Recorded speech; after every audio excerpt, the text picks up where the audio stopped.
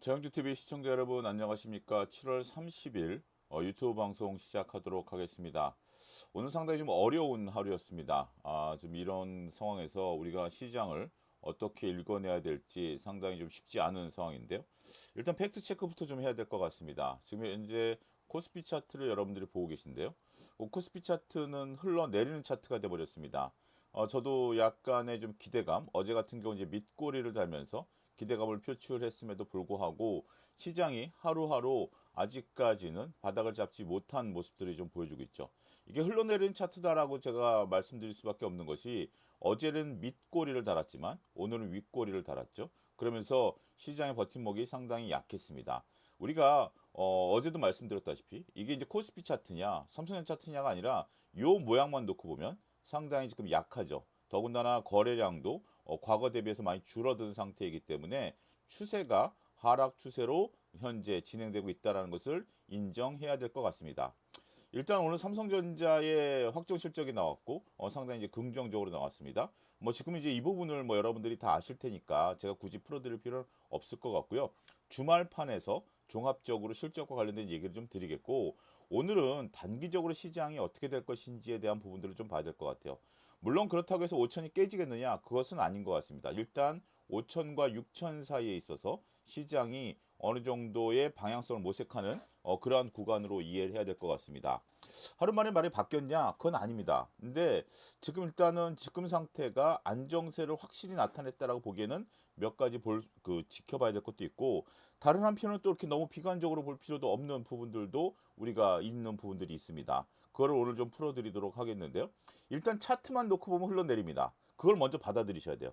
차트만 놓고 보면 자 이렇게 여러분들 차트를 한번 보십시오. 이렇게 보는 것도 도움이 됩니다. 여기서는 120일 이동평균선이 지지되는 걸로 보였죠. 그런데 그 다음날 개파락했고 그 다음날 밑꼬리 달았을 때만 하더라도 시장이 6천선을 향해서 가려고 하는 모습을 보였습니다만 오늘 또다시 밀어버렸죠. 이렇게 차트들을 하루하루 미루어서 보는 것이 상당히 도움이 됩니다.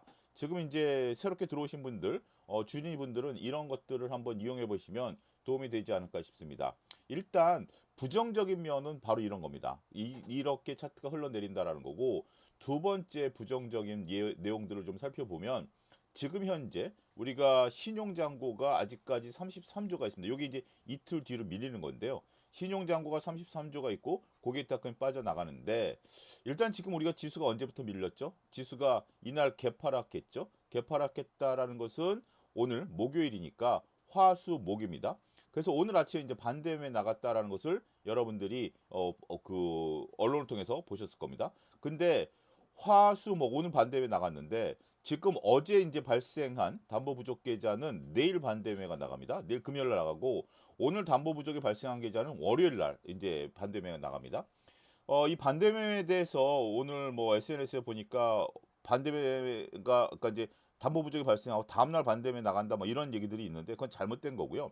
우리가 이제 월요일 날 담보 부족이 발생하면 다음 날 돈을 입금하라고 얘기를 합니다. 그리고 그 다음 날 이제 반대매가 나가는 거니까 3일째 되는 날 나간다라는 것을 여러분들이 잘 인식하셔야 되는데 지금 일단 부정적인 말씀 드리는 겁니다. 부정적인 말씀을 좀 드리는 건데 지금 상태에서 우리가 공매도가 살아 있죠. 공매도가 살아 있으니까 여러분들이 입장을 바꿔서 공매도를 치는 입장이다라면 충분히 공매도를 이용해서 반대 매매를 유발시키려고 하는 부분들이 있죠.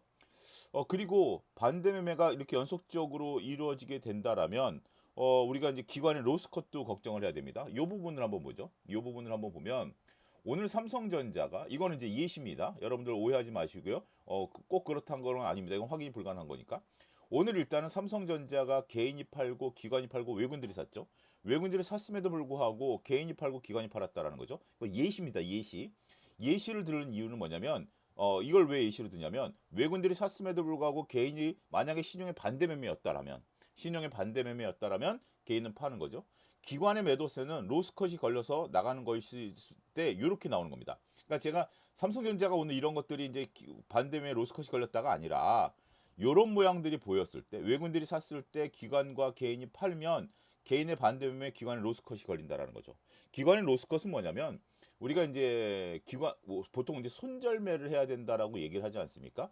근데 펀드 매니저들도 쉽게 손절매 못 해요. 그런데 이제 아예 규정을 해 놓은 겁니다.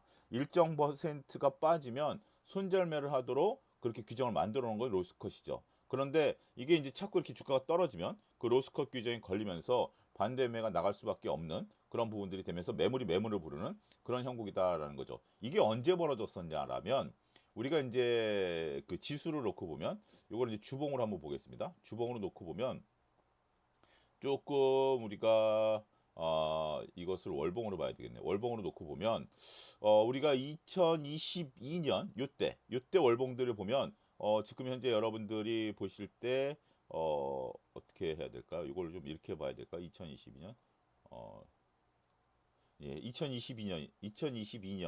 2022년 요때죠, 요때. 2022년 9월 달에 상당히 음봉들이 나왔습니다. 2022년 여기 뭐죠? 2022년 9월 달에 우리가 지수가 폭락하면서 요때가 이제 저점을 찍을 때 기관의 반대의 로스컷들이 나왔습니다.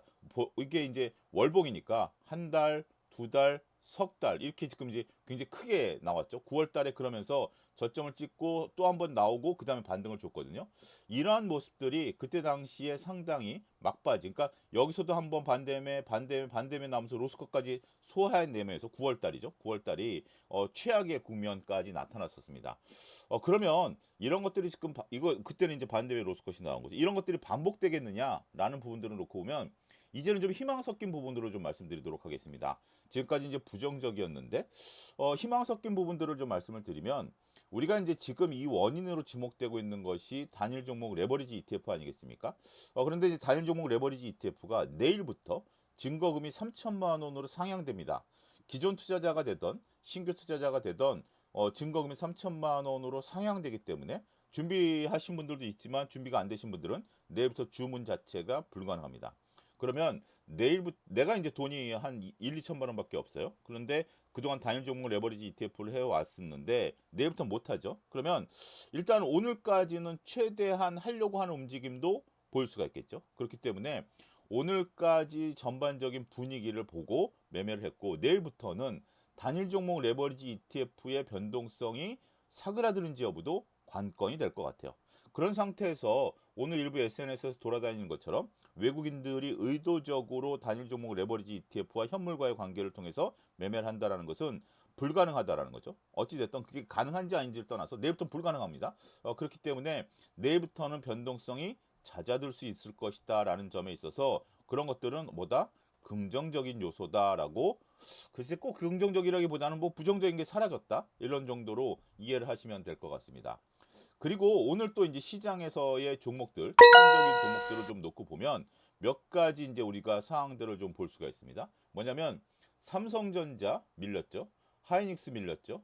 삼성전기 밀렸습니다. 그 다음에 우리가 현대차 밀렸죠. 그 다음에 달바글로벌 밀렸습니다. 그 다음에 두산 로보틱스, 레인보우 로보틱스 같은 것들이 밀렸습니다. 이러한 종목들을 제가 찍은 것들이 뭐냐면 그동안 시장에 있어서 나름대로 우리가 관심이 있거나 버팀목이 있었죠. 삼전닉스에 대해서는 관심이 있었습니다만 뭐 실적 발표 난 이후에 변동성이 이건 어쨌든 뭐 선물이 됐던 뭐 이런 것들이고 삼성전기가 이제 10만 원이 깨졌고 달바글로벌 시장에서 최근에 인기가 있었습니다만 깨졌다라는 거죠. 이런 것들이 오늘 시장에서 또 하나 특징이고 반대로 오늘 조선주 올랐죠. 방산주 올랐죠. 그 다음에 2차 전지 올랐죠. 이런 것들이 올랐다라는 것이 또 하나의 변화죠. 이것을 제가 오늘 고민을 상당히 많이 했습니다. 이게 무슨 변화냐라는 건데 특별히 이유를 찾기는 어려울 것 같아요. 그렇다고 해서 그러니까 그동안 주도주, 삼전닉스를 포함해서 주도주에서 비주도주, 뭐 비주도주라고 표현하기는 뭐 그렇겠습니다만 이쪽으로 시장이 옮겨갔느냐라는 부분들도 다소 모호한 거죠. 물론 실적이 긍정적으로 늘어났다라는 측면에 있어서는 우리가 볼 수 있는 면도 있어요.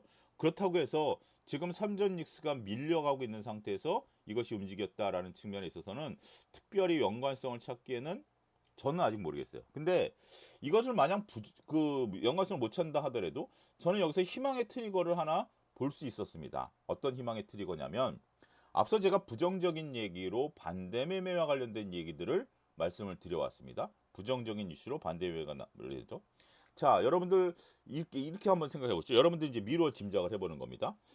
내가 이제 A라는 종목과 B라는 종목을 갖고 있는데 A라는 종목에서 담보 부족이 발생했습니다. 그러면 A라는 종목을 팔겠습니까? 아니면 현금으로 들고 있는 B라는 종목을 팔겠습니까? 의외로 B라는 종목들을 많이 팝니다. A라는 종목을 신용으로 들고 있고 B라는 종목이 현금인데 A라는 종목을 파는 순간 이 금액은 없어져 버립니다. 담보 부족이 발생했기 때문에. 근데 B라는 종목은 내가 50% 손실이 났던 30% 손실이 났던 팔면 그만큼 남는 거잖아요. 50%가 남던 70%가 남던 남는 거잖아요. 그걸 가지고 이거를 상환해 버리는 거죠. 그러면 이게 산다라는 느낌을 받게 됩니다. 우리가 신용으로 샀다라는 것은 다소 공격적으로 이 종목이 좋아 보여서 산 거 아니겠습니까? 그래서 현금을 팔아서 이렇게 된다라는 거죠. 그래서 최근에 장이 움직일 때 담보 부족이 발생하면 이것이 흔들리는 것이 아니라 이것까지 같이 흔들렸어요. 그 시장이 다 무너졌습니다. 시장이 다 무너지는 상황들이 발생을 했는데 오늘 같은 경우 담보 부족이 발생했는데 주변주들이 살았다라는 거죠. 이게 하나의 오늘 저는 긍정적인 모습으로 볼 수 있습니다.